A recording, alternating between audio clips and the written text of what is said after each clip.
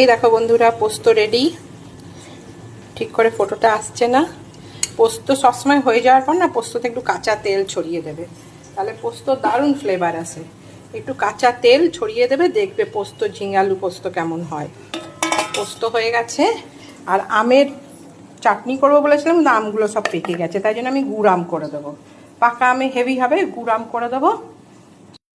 আর এইখানে দেখো সজনে শাকের ভর্তা করবো বলেছিলাম, তার নিয়ম হচ্ছে এই দেখো, একটু রসুন দিতে হবে, কিছু শুকনো লঙ্কা দিতে হবে, কিছু পেঁয়াজ দিতে হবে।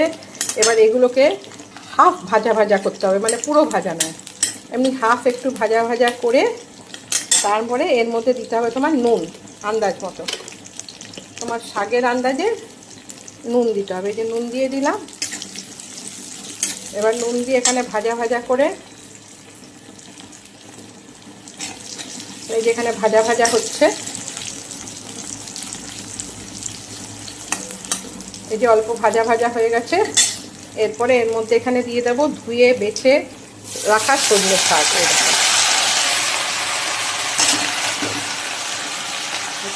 এক হাতে ক্যামেরা আর এক হাতে মোবাইল, আর এক হাতে রান্না হয় বলো।